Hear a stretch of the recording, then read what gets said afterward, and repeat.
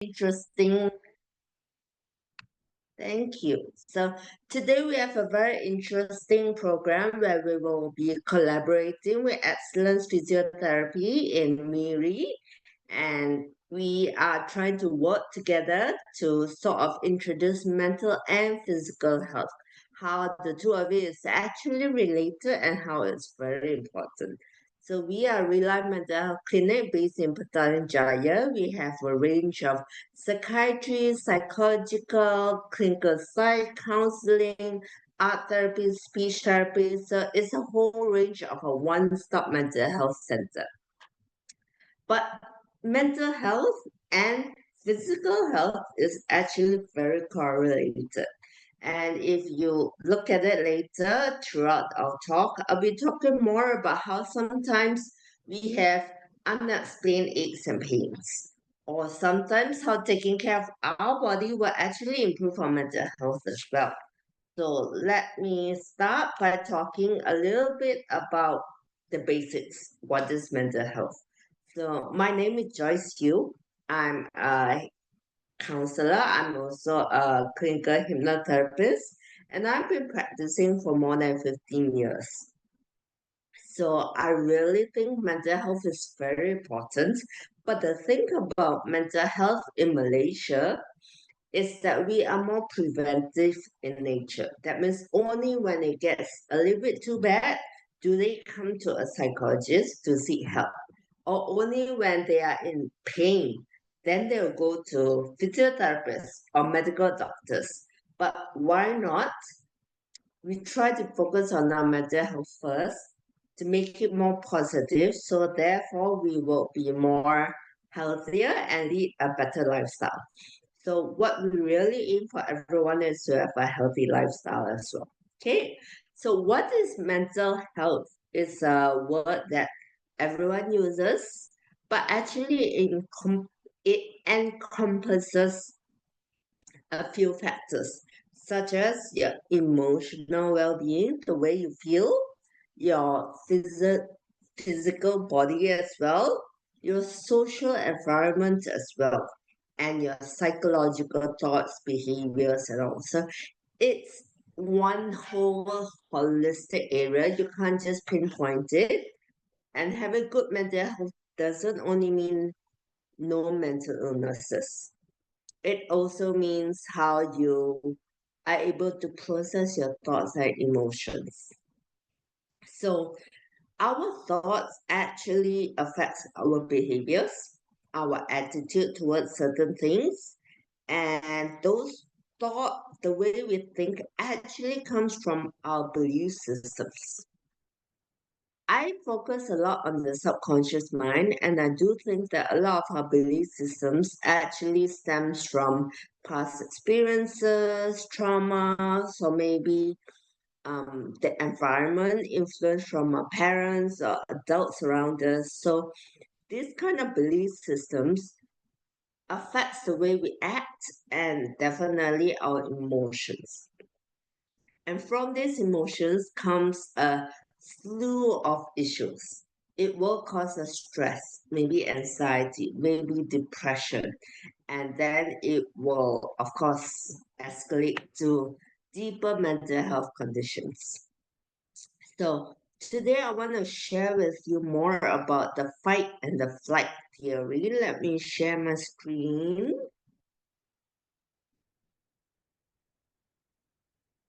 Hey, the fight and flight theory is quite basic. I think a lot of people know this concept, but it's very interesting to explain it further. So when we are faced with a stressor, there's only two things, or now there's a third thing that we do. We either fight it, we flight from it, or we freeze from it. Okay, so let's take the example of a tiger attack. So now we don't have tigers, but we have bosses, we have deadlines, we have children that is stressful. So we have two options when the tiger comes. Three options, sorry. One is we start fighting. If we want to fight with this tiger, Then, of course, our anger comes up, a defensiveness comes up. And based on anger and defensiveness, of course, we know that it does cause other problems such as relationship issues, social issues, problems in the workplace, and also these will actually make things much more difficult for us. If we flight, that means we run away. So it's maybe showing our avoidant personality or how some people they don't take things seriously. You're trying to complain to them, but they just dismiss you. That's them actually flighting away. Or then there's a new third point, which is freeze. So when we see a tiger, we are frozen and we let them eat us, right? So this is what it means by when people are just stunned. They don't know what to do. They seem very passive. They withdraw. They are lonely. So these are some common ways that we deal with the stress response, right? Now, if you think about fighting with a tiger as well, it's our natural body's response to want to attack. And to do that, we need a little bit more blood. We need a little bit more adrenaline to actually either start fighting or start running away. And that's our body's natural defense mechanism. But sometimes, even after the tiger left, we don't realize that there's no more danger, but our body is still in this adrenaline high. Therefore, maybe the aches and pains will start to come in, the discomfort inside us, or the inability to relax comes in. So, all our stresses today, I would say it actually comes from our very basic primal response of stress theory. And from this, of course, it goes on to physical problems like sleep issues, like flus, like aches and pains. And there is one thing that I always deal with, which is the psychosomatic issues. That's where our mind tells our body it's sick. And it's very common that I hear where people would say, I don't know why, but I'm in pain. And physically, we can't see anything. It could actually be in your mind. I'm stressed, therefore I'm in pain. So there are many funny ways our mind works, but there sometimes you can try to analyze it yourself, or if not, try to get a professional to help you analyze it. So with this, hopefully then we can be a little bit more healthy. Okay, so these are more towards the physical side, maybe a bit emotional side. Sometimes it affects us in cognitively, such as memory, our concentration, and maybe it also affects us in the sense of we take on negative coping mechanisms like addictions or do irresponsible things like spending excessively or taking more sexual risks and all. So it is very important to address stress before it gets too late. So what we really aim to do is to have a healthy lifestyle, which we will be able to um, be more productive in life as well. Okay, so this is a brief intro about mental health and about stress. So with this, I would like to pass it on to our next speaker, Joanna. So Joanna, she is the senior physiotherapist with Excellence in Miri, and I think she will be the best person to advise us more on how our mental health actually affects our physical health. So Joanna, over to you. Okay, thanks, Joyce, for the introductions. Okay, today's my topics. It's about. Okay, sorry, I'm Joanna. I'm been working with as a physiotherapist for 14 years. With Excellence Physio. So today my topic is about how physical health will affect our mental health. I will share the screen shortly. Okay.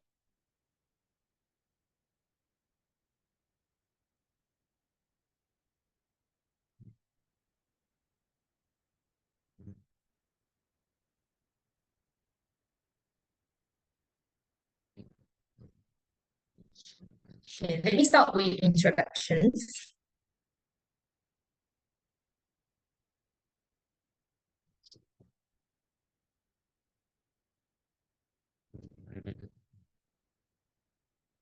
So physical activity refers to any body movement produced by our skeletal muscles that require energy expenditure. Okay.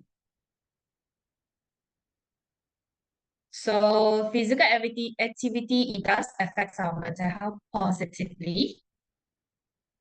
And there's a better outcome for mental disease with physical activities according to studies. And if you're physically inactive, there'll be higher rates of morbidity and healthcare expenditure. And there's a study that shows that there's even a small amount of physical exercise, it does help provide very good health benefits. So this one is from worldwide standard, right? They recommended weekly 150 minutes of modest to vigorous exercises that can reduce chronic disease by 20 to 30%. So what is the benefits of physical activities? Reduce your health risk. Reduce the risk of like cardiovascular disease, like stroke, heart disease. So with regular physical activity, it helps to lower the blood pressure and improve the cholesterol levels. And also it helps to lower the risk of developing type 2 diabetes, metabolic syndrome, and the risk of serious outcome from infectious disease like flu, COVID-19, pneumonia. So it also helps to lower the risk of developing several common cancers. For cancer survivors, regular physical activity it helps to improve the quality of life and also improve the physical fitness. Second benefit would be more on weight management. So with healthy eating, regular physical activities help us to stay at a healthier weight. Number three, strengthen our bones and muscles. So as we age, it is important to protect our bones, joints, and muscles. This can help to ensure us to be able to do activities of daily living and also physically active. For example, we can use a dumbbell, sandbag, to do like strengthening exercises. So we slowly increase amount of weight, number of repetition, will give more benefits regardless of age. Next one is perform daily activities and prevent falls. So the daily activities that we've been doing can be climbing staircase, grocery shopping, or housework. For those elderly, variety of physical activity it improves the physical function and decrease the risk of fall or injury. Next is increase the lifespan. So according to a study, for those which is less than 60 years old, by taking 8 to 10K steps per day, right, it can lower the risk of premature death. For those 60 years and above, it lower the risk of premature death by taking 6 to 8K steps per day. And also can manage our chronic health condition and disability.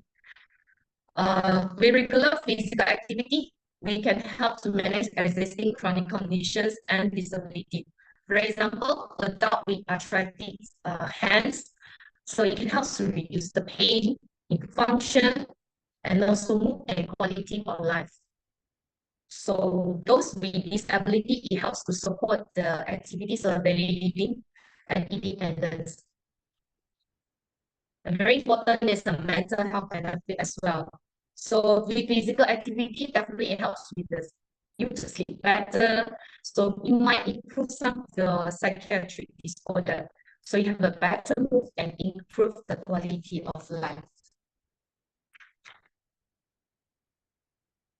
So this diagram shows how physical activity actually affects our body. So when we do physical activities, it improves the function of HPA.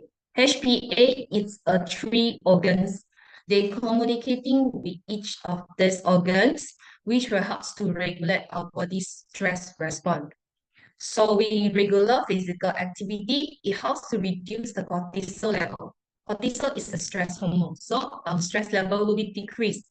And also it helps to balance our leptin and ghrelin. These two is a hormone that control hunger and food. So we are not under eating or overeating. Next slide. So what is the benefit of regular exercise on mental health? So with regular exercises, our pituitary gland will release a happy hormone. Okay, this happy hormones will reduce pain, boost our mood. So it does help to reduce our anxiety and also depression symptoms. So what are the psychological benefits of exercises? Decreases our stress. So reduce stress level will make us happier. So exercise forces our body, central and sympathetic nervous system to communicate with each other and improving our body overall ability to respond to stress. Secondly, brain boost. So there will be studies showing that physical activity can boost creativity and mental energy. So for example, if we're doing cardiovascular exercises, our brain will create a new cells. So it improves our overall brain performance. So it prevents cognitive decline or memory loss by strengthening the part of our brain for memory and learning. Next one, you will have a better sleep.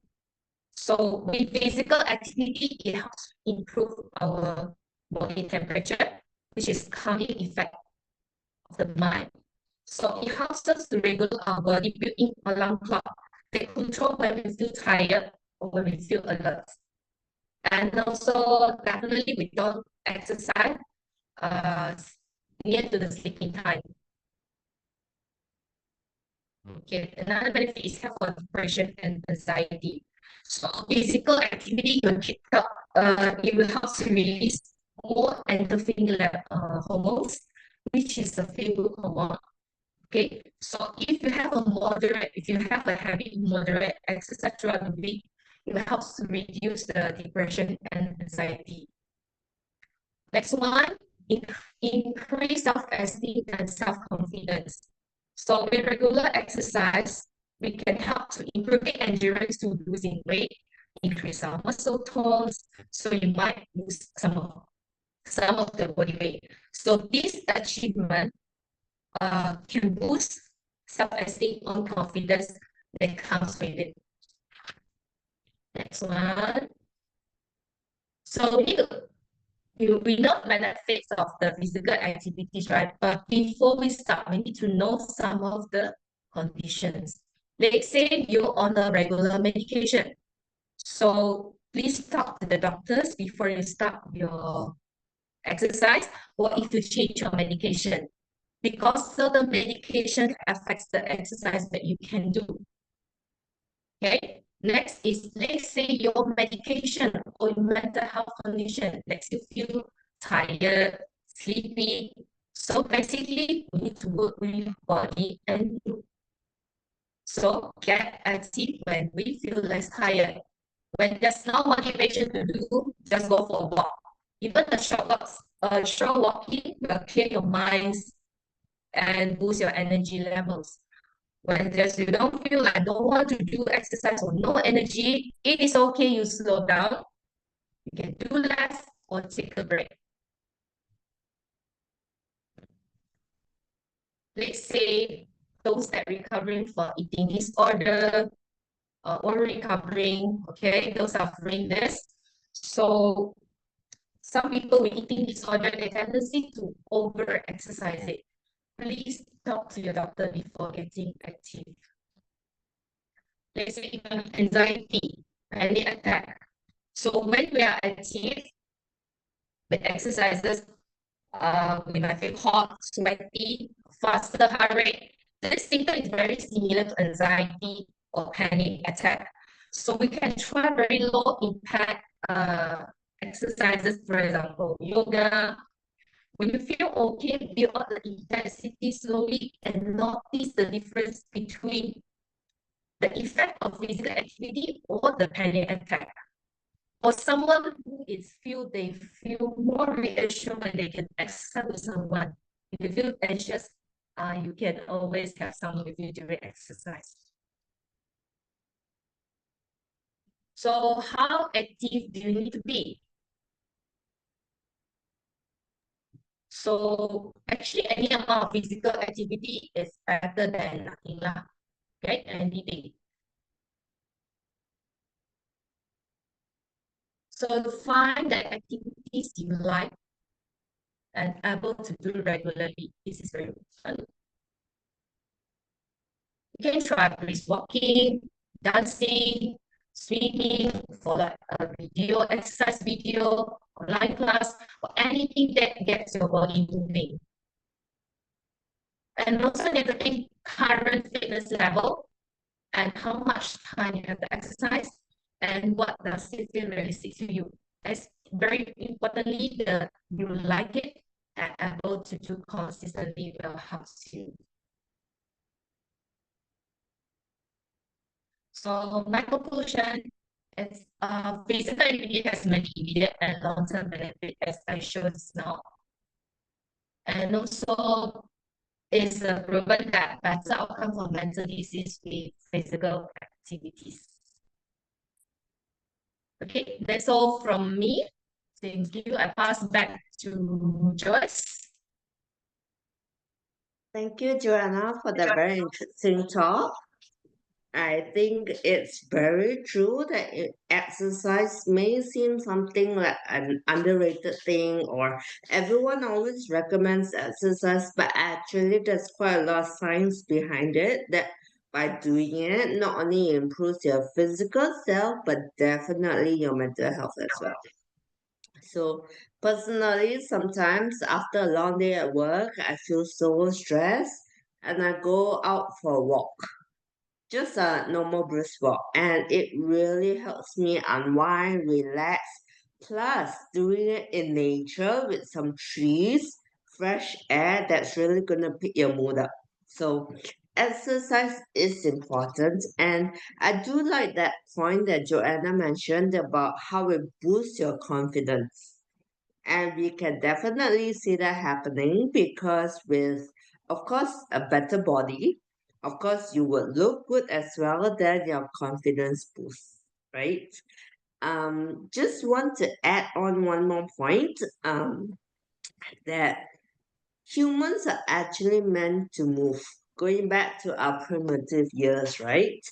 Humans are actually meant to move. But today, we all are pampered with cars. Even to switch on the aircon, we use a remote. We don't need to stand up and go and get it. So we have become some sedentary people. But what we need to do is use our body how it's actually designed to, and the body will fix itself. Um, there's also things like neuroplasticity, where our brain will fix itself as well. So once we use our body the way that it's designed, I believe that our body can heal itself. So let's start by exercising a little bit more, moving a little bit more. And with that, I'm sure it helps us manage our own mental health. But also at times, like Joanna was saying, please check with professionals first. If you're really unfit, then you want to check it out first. Or if there's really some sort of pain, always good to check. Some things it's not good for you to try out by yourself. So don't worry. We are always here for you as well. Okay, so thank you, Anna. That was a very nice, informative talk. And now I'd like to pass it on to realized clinical psychologist, Nick. So Nick will be sharing with us more well-being tips and how to improve our well-being as well. So thanks, Nick. Over to you. Thank you so much, Joyce, for the introduction. So my name is Nick, a clinical psychologist at Real Life Mental Health Clinic. So just now, I believe Joanna has also shared about how physical health can actually affect our mental health. And what I'll be doing right now is I will be sharing a little bit more about what are some of the more common or what are some more concrete things that you can actually do in order to improve our mental well-being. Right. So before we actually begin, maybe I'm gonna ask a few questions. So participants, whoever that's attending this talk, and even Joanna and Joyce, maybe you can just have a mental check whether is it it's a yes or no question. So you can just check whether is it a yes for you or is it a no. Right. So the first question is actually on for the past 1 week, have you been able to get enough sleep? So when we say enough sleep, that will means that you wake up fresh, you wake up not feeling tired, you wake up as if it's a brand new day for you. So if let's say it's a yes, you just put a mental check, it's a yes. If it's no, then you put a mental check, it's a no. Right? So are you able to get enough sleep for the past 1 week? The second question would be over the past 1 week, are you eating your meals on the right timing, meaning breakfast is from 9 to 10, and then lunch is from 12 to 2, and then dinner is somewhere between 6 to 8. So are you able to eat your meals, 3 meals a day at the right timing? And the third question would be, over the past 1 week, were you able to spend at least 30 minutes per week for exercising? So this exercising, like what Joanna and Joyce shared, something simple, just taking a walk in a park, or for probably going to the gym or even play sports like swimming, badminton, things like that. So over the past 1 week, were you able to spend at least 30 minutes on sports? Right. So if let's say your answers to all the three questions is a yes, then congratulations. You had the first step to maintaining mental well-being. Because what we actually see from research, from experiences, and even from learning is that these are the main three things that will keep mental well-being in check. If you're able to have enough sleep, which means that you are giving your body enough time to rest. If you're eating your proper meals at the proper time, which means that your body is obtaining the necessary nutrients for it. And lastly, if you're able to exercise with the right intensity and amount, you're actually giving your body the time to actually process whatever nutrients there is. So burning the fats, absorbing the calories, and things like that. So these, even though it seems simple, but a lot of times, especially in these days where everything is online, you can just grab and go, or sports can be done over the net as well. We tend to forget all about this. Okay, so this is actually the most simple three things that we can do in order to keep our mental health in check. All right. So with that in mind, then I'm going to ask one more question, which is over the past week, were you able to spend at least 5 minutes per day to as a me time? So this me time is you spend it for yourself, you do things that you like, and you do things that make you happy. 5 minutes per day over the past week, were you able to do that? So if let's say your answer is a yes, then once again, congratulations. You. You're one step. Yeah. Yeah. So congratulations. If yes, then you are one step ahead of those who says no, because what we see is that me time is quite an important factor because it actually allows you to process your emotions, to process your thoughts. It allows you like a buffer for the whole week, right? Or at least even for the whole day. So what's the benefits of me time? Me time is essentially a time where you spend it for yourself, doing things that you like, and essentially, by definition, it should be by you alone only. Okay, so some people will feel that, oh, I'm spending me time, I'm actually, picking up the kids, I'm preparing meals for them, or even some says, oh, I'm going out with my friends, I enjoy the times together with them. Then the questions would be, if let's say we remove friends, or if let's say we remove the children from your life, were you able to do this? Or would you enjoy preparing the meals? Or would you enjoy going for shopping? All right. So me time is always a time for yourself. And most of the time we'll say that it is best if let's say it is independent time, right? And a lot of time people will say that, oh, my life is very busy. Okay. For example, let's take a working mom. So I'm a working mom. I have to pick my kids to the kindergarten. And after that, I have to prepare their meals as well. And I have to go back to work. After work, I'll be stuck in a jam. And I have to go and pick up my kids from the nannies. And then I go home, I have to prepare their meals and then OT. and then meetings, and then only I have sleep. All right. So it sounds very busy. Okay, it sounds like it's a very full day, but let's break it down. So from you waking up to the time where you're preparing the breakfast, how long does it take? Is it 1 hour? Is it 40 minutes? Is it 30 minutes? And then when you're sending your kids to the kindergarten, how long is it? Is it 30 minutes? Is it 40 minutes? Is it 2 hours? And then, I mean, of course, working time will be a full 8 hours to 9 hours. Then traveling back, and then the time you spend for dinner, and then the time before your sleep. So is it possible that we try to squeeze out 5 minutes for yourself? Right? So we have 24 hours a day, and then all I'm asking is just 5 minutes for yourself. That doesn't sound very hard. But then I always hear clients, I always hear my friends, the people around me will tell me that, oh, I'm just too busy. I can't do anything. There's no 5 minutes for me. Oh, there is definitely 5 minutes. You can just spend 5 minutes before you sleep, 5 minutes before you wake up. Sorry, 5 minutes after you wake up, or 5 minutes before your meal. Or even, for example, some of us might be stuck in a jam. So maybe spend that jam time for yourself as well. Right? So instead of listening to the music, or instead of just letting the audio rest, maybe you can do something that you find interesting. Right? But this is also in the context that you are aware of the traffic. You're not getting yourself involved in any traffic accidents. Right? But essentially, there is gonna be 5 minutes per day. Right? And the benefit, like I mentioned just now, is actually for you to process yourself, to process your emotion, and to process your thoughts. And what happens is, if let's say I don't spend these 5 minutes for yourself, then how am I going to take care of myself? The reason why we actually promote for me time or for self time is actually a form of self care as well, right? So self-care meaning you do things, or in simple words will be you care for yourself. We'll say, oh, I'm a very caring person. I treat my friends like my families. And then if let's say for families, that I'm very caring in the sense where, oh, I take care of all their needs. What about your own needs? What about your own desire? What about your own wants? Are we taking care of it?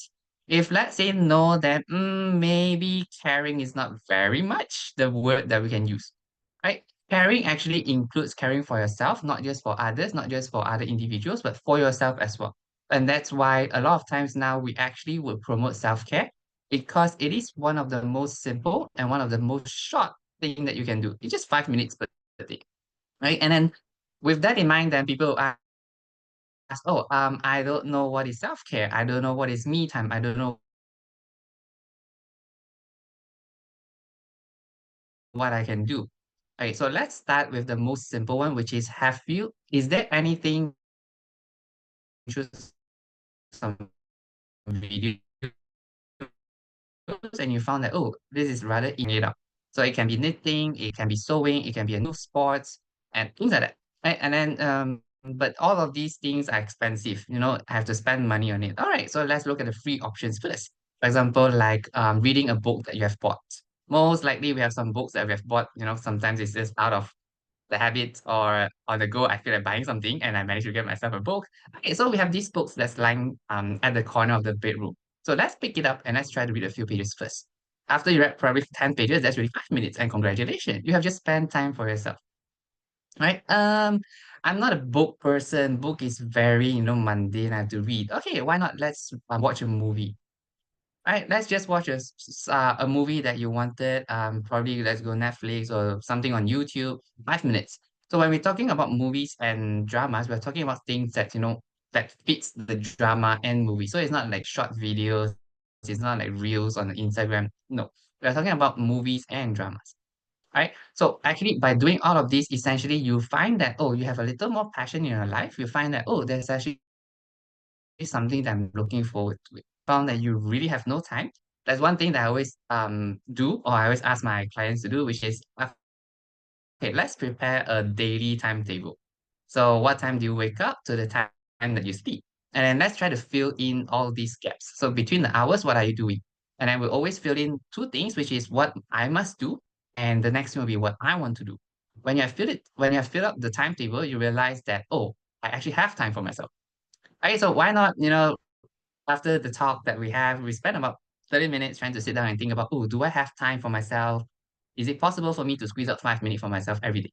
Right? And when we look into self-care, the thing that we also look into, which is also known as self-love, which is the love for yourself. So once you have care for yourself, that will show us that, oh, you actually knows what you like, you actually knows your desire, and that also shows that you actually love yourself. So what's the importance of self-love is that first of all, it does actually boost your self-esteem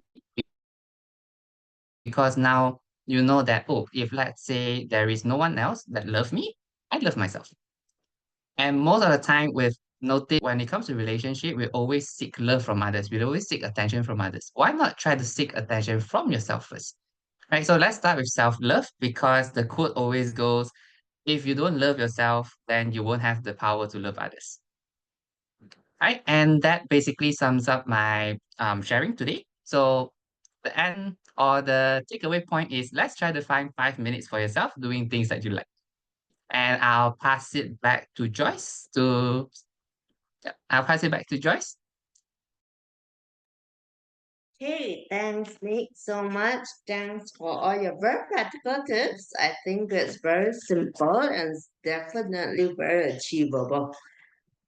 I think in my line of talking to people as well, I always hear people making excuses. No, I can't do this because, no, I can't do that because. So Nick gave a lot of suggestions that is simple. I like it that you mentioned it's free, that everyone can actually achieve it. So no excuses, just do it. So thank you. And I think how you started your talk was also very interesting. And it's something that I think all of us we can take a bit of time to ask ourselves that, right? About they sleep enough, they eat enough, and they exercise enough. So to all those people who are tuned in today, I think it's a very good reminder as well. So thank you. But I just want to add one thing, which is my way of relaxing every night and every morning, which is to play with my cat. I think pets are the perfect therapists, even better than psychologists sometimes.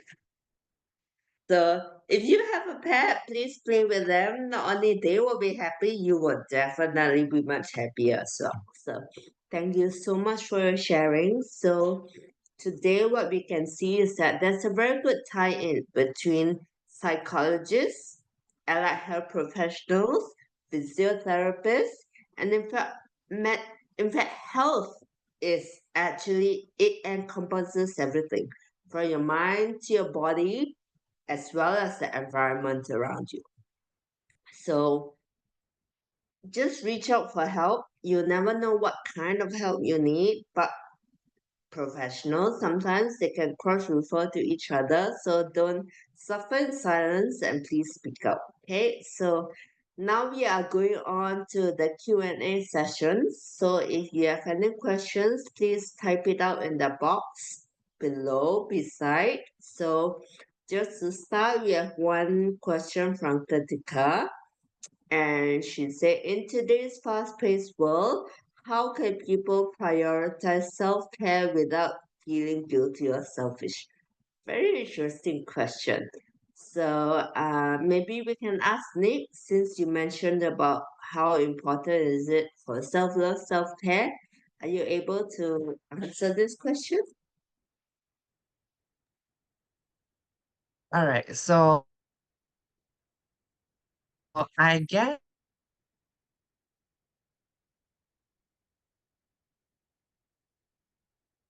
um this question, if you actually look back into history, or if let's say we look at a social psychology form, humans are actually selfish in one sense.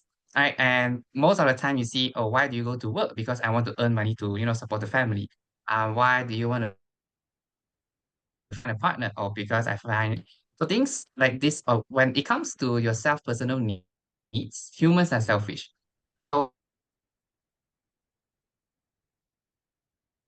when it comes to, parental care, that's something that you need, is a desire in order for you to uh, achieve better. And then with that, then it is a must for me in order for me to achieve better.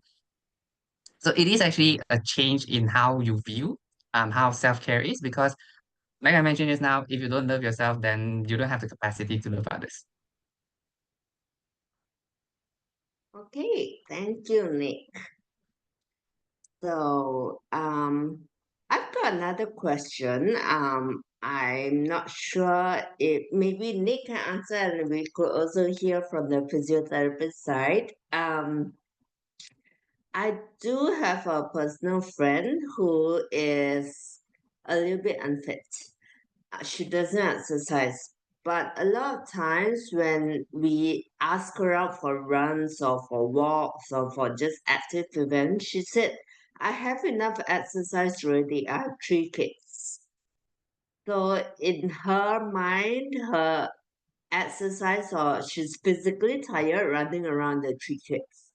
So would this constitute as exercise or is it good enough for mental health? Any thoughts on that, Nick or Joanna?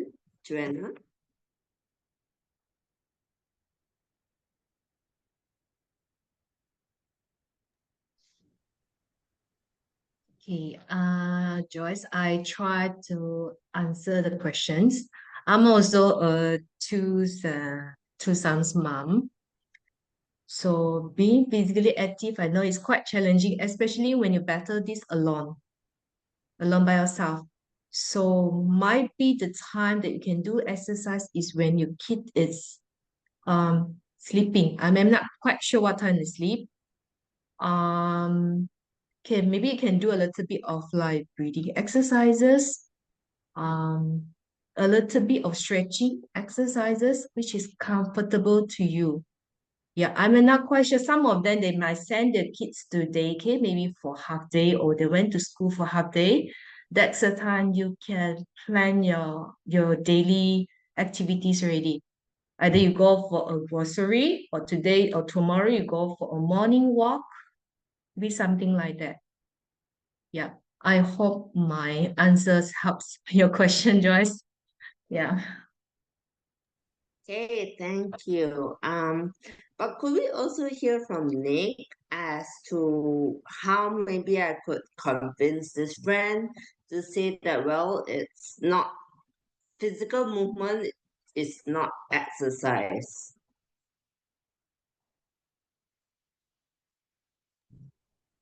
Nick, are you Okay, there? Joyce, again, your question. Your question, it means? Yeah, so you answered me how it's important for exercise, right? Mm. And how we can maybe do it while the kids are asleep. But I was wondering if Nick, from the clinical psychologist point of view, has any recommendations of how we could convince this mom that um, physical movement is not the same as exercise, because her excuse will always be, by the end of the day, I'm already dead tired. So how can we sell the benefits of that to her? Oh, Nick left already. So Maybe I try to help you to answer. I try my best. Okay. Usually physical activities, right? There's a slight difference in between exercises lah. So physical activity, it can be you go for a walk, a very short distance walk, just a very quick like gardening, watering the plants. These are considered physical activities, the things that we might doing it every day. But how about exercise? It's much more like your plan is much more planned. Like you already planned, it's more structures. You need to spend times like do it. For example, you might thinking of strengthen your muscles. So you might thinking of using like a sandbag, resistance band. So you can do it the repetition, do or more repetition that is considered exercises, but you must choose the one that as an hopefully you choose the one that is which is suits you and you feel it has like it's convenient to you and can help you the most actually. Yeah, I hope my answer helps. Yeah, thank you. definitely, thanks so much. I think it's also something that she has passions in. It's not just doing things that she doesn't find meaning in. So that's a very good way, very good angle to encourage someone. So thanks for it. We also have another question from Yo. So, what about managing the feelings of guilt with self love, being selfish? So, Nick, can you help us with this question? Okay, so I guess initially when we start off with, so to say, self-love, meaning you spend time for yourself, you're gonna feel a little bit guilt because now the thought would be, oh, it seems like I'm not spending, time with my children, I'm not spending time with my families, I'm, moving away from my friends. So what happens is, this is why we say that you only need 5 minutes per day. And if let's say you want to extend it, we will say probably up to 10 or 30 minutes. So it's not like you are completely detached from any of the relationships, any of the circles that you are, but you are just taking a bit time out just for yourself. So initially it's gonna be like that. You're gonna feel guilty about it, but why not we treat it like, okay, so I feel guilty, but at the same time I'm improving myself. Right? I'm doing this with the mind that I want to improve myself. It's not because I know, I want to move away from work. I am, removing myself from friends, or I'm removing myself from families. No, I'm doing this to help myself. I'm doing this to improve myself. Right. So a lot of times we see that with just a change of a process or your thought process like this, you will feel that the emotions will change as well. Right. So let's tell ourselves that this is for the benefits of myself, which then will be for the benefits of others as well. And let's try first. It's always let's try first, and then we'll deal with it later. Thank you. So, I think it also reminds me of how every time we sit on the plane, right, and the announcement will come if there's a oxygen if the oxygen mask, put it on yourself before you put it on others. So this example actually tells us that we need to help ourselves first before we can help others. So it's kind of similar. Sometimes we have to be able to love and accept ourselves before we can love and accept others as well. So self-care is important. Self-love is actually a very big part of life also. So good point, thank you. And we also have another question from Chun Seong. I think this one's targeted more towards Joanna. What is the recommendation for simple exercise for elderly parents who are highly anxious? Okay, thanks for the question. Okay, I hope my suggestions helps. So for those really highly anxious, I think first of all, I'm not sure whether they need a company, whether or not when doing the exercises, and also whether they want to do it alone or they want to be accompanied, and also see which exercise, which interest of the physical activities they like. For example, maybe he likes to do a little bit of gardenings.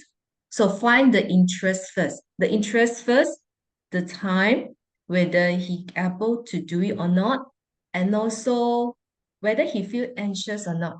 So he needs to differentiate between anxious due to the mental condition or anxious when he's doing the activities. Need to differentiate. Sometimes, for example, he feels so nervous in doing the activity, he might feel not so perfect.